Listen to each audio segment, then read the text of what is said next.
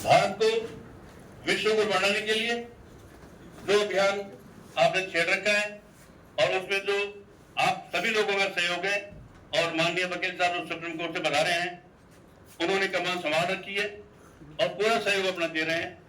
तो आज हम हमारे देश को, हमारे राष्ट्र को, भारत को विश्व को बढ़ाने के लिए और यूएन में अपना नाम लिखवाने के लिए और यूएन की सदस्यता दिलवाने के लिए, और उससे भी बड़ी बात ये कि अयोध्या में यूएन का मुख्यालय हो, ये हमारी मांग है और इस मांग को लेके हम राष्ट्र तक और अंतर्राष्ट्रीय जाएंगे। बहुत बहुत धन्यवाद।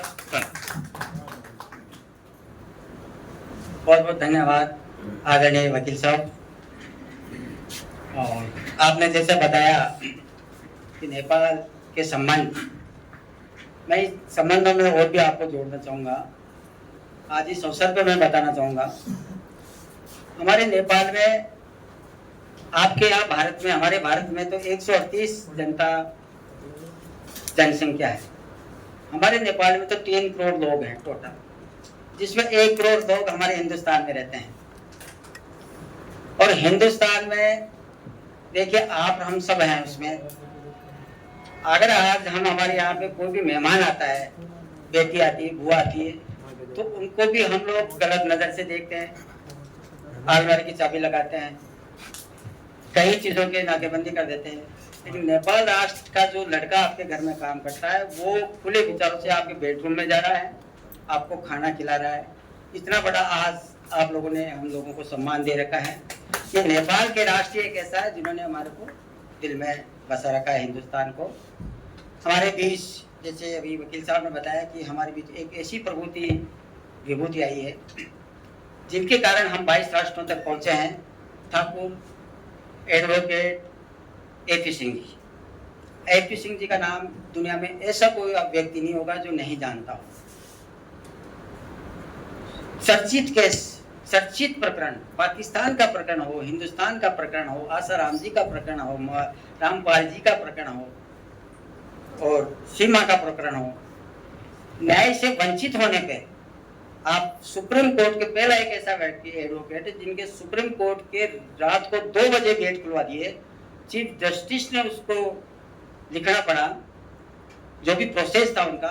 लेकिन आप हमेशा जो भी न्याय से वंचित रहता है उसके लिए तैयार रहते हैं, चाहे वो सुप्रीम कोर्ट का मामला हो, चाहे अंतर्राष्ट्रीय कोर्ट का मामला हो। हम कई देशों में गए हैं।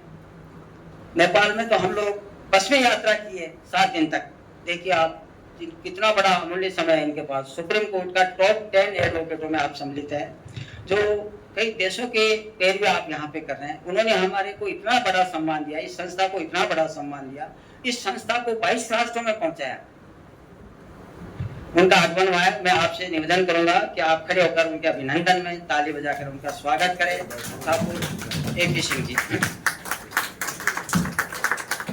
ये वो AP सिंह जी हैं, सीमा हैदर का केस लड़ा, भारत सरकार से दुश्मनी ली, केवल इस कारण कि वो न्याय से वंचित रह रही थी। आसाराम का आप केस लड़े, रामपाल जी का आप केस लड़ रहे, राम रहीम का आप केस लड़ रहे, इसलिए कि इनको न्याय से वंचित रखा गया है। इनको न्याय मिलना चाहिए, जहाँ सजा की बात है वहाँ सजा मिलनी चाहिए, लेकिन न्याय से वंचित नहीं रखना चाहिए। और आज अंतर्राष्ट्रीय समरसता मंच को जो आज 152 राष्ट्रों का जो नागरिक अभिनंदन हुआ आप सबके सानिध्य में, वो भी आपका एक प्रस्ताव था। आज का दिन हमने चुना संयुक्त राष्ट्र स्थापना दिवस की पूर्व संध्या और आने वाला कल स्थापना दिवस, जिसमें हम 25 राष्ट्रों को पहली बार जम्बू द्वीप पद्मश्री अवार्ड का हम सम्मान करने जा रहे हैं। इस संस्था के माध्यम से, राजनयिक संबंधों के माध्यम से, जिनेवा कन्वेंशन के माध्यम से और भारत सरकार का संस्कृति के मंत्रालय के माध्यम से। आज हमने अभी जो सुप्रीम कोर्ट का जो बिल्डिंग है, ये कृष्णन मेनन भवन, वहाँ पे हम स्वच्छ संयुक्त राष्ट्र संघ का सफाई अभियान प्रारंभ किया। कल हम यूएनओ दफ्तर जाएंगे, कल हम जंतर मंतर भी जाएंगे ठाकुर एडवोकेट AP सिंह जी के, डॉक्टर AP सिंह जी के नेतृत्व में। उस अभियान में आप जो भी सम्मिलित होंगे उनका अभिनंदन पत्र आपके जिला प्रशासन के माध्यम से हम आपको भेजेंगे, जो भी कल हमारे अभियान में सम्मिलित होंगे। और आपका नाम 140 करोड़ जो जनता है, भारतीय नागरिक हैं, भारत की जनसंख्या है, उसमें 192 प्रथम श्रेणी के जो नाम है वो पहली बार आपको स्वर्ण अक्षरों में लिखा जाएगा। आप 192 राष्ट्रों का नेतृत्व करके कल अभियान में आप सम्मिलित होंगे।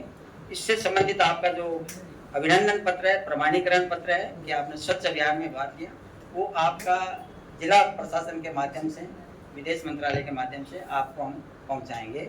आप सादर आमंत्रित है। कल 2 हमारे कार्यक्रम, बहुत बड़े कार्यक्रम हैं। एक तो यूएनओ में स्वच्छ अभियान, जो 25 प्रतिष्ठित जो हमारे व्यक्ति हैं जिनको जम्बू पद्मश्री अवार्ड मिल रहा है, उनके नेतृत्व में हम लोग सभी चलेंगे। आप सम्मिलित हो, बहुत बहुत जो सम्मिलित होना चाहते हैं अभी कुलदीप जी के आप नाम लिखा दीजिए, ताकि यूएनओ दफ्तर में हम लोग उनकी सूची भेज दें और भारत सरकार को भी हम सूची भेज दें, जिनका अभिनंदन पत्र भी हम बनवा के फिर वहाँ पे भिजवा जा सके। दूसरा है जंतर मंतर कार्यालय पे, जहाँ पे पूरे विश्व को हमारी आवाज़ सुनाई देगी, पूरा मीडिया रहेगा। उसमें भी आप अपने भारत के बारे में चर्चा करो।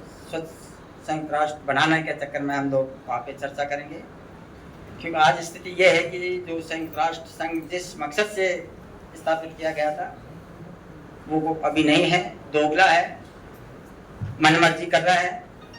500 राष्ट्रों ने कभी भी शांति बनाने के लिए वीटो का उपयोग नहीं लिया है। कि हम एक भारत की प्रतिष्ठा के कारण कर रहे हैं, भारत की शक्ति के ऊपर हम लोग ये बात कर रहे हैं। पूरे विश्व को हम लोग आपके माध्यम से ये आवाज़ दे रहे हैं कि आज जो संयुक्त राष्ट्र संघ है वो दोगलापन कर रहा है। आज तक इतिहास में एक भी वीटो पावर इन्होंने शांति विश्व में शांति बनाने के लिए नहीं लिया। जहाँ जहाँ भी इन्होंने वीटो का पावर लिया है वो अपने हित के लिए लिया है। आप कल आमंत्रित हैं हमारे दोनों अभियान में। इसी बीच हमारी बहन जो उषा द्विवेदी है, एडवोकेट है और शिक्षा जगत से जुड़ी हुई है, हमारे नेपाल की यात्रा कई बार कर चुकी है और इस एज में भी आज आप संयुक्त राष्ट्र स्थापना दिवस के ऊपर आई है। हम आपका हार्दिक अभिनंदन करते हैं, स्वागत करते हैं। पिछले 25 सालों से इस संस्था को आशीर्वाद दे रही है। मैं उनको आमंत्रित करूंगा कि 2 शब्द आप यहाँ कहें। आदरणीय उषा द्विवेदी।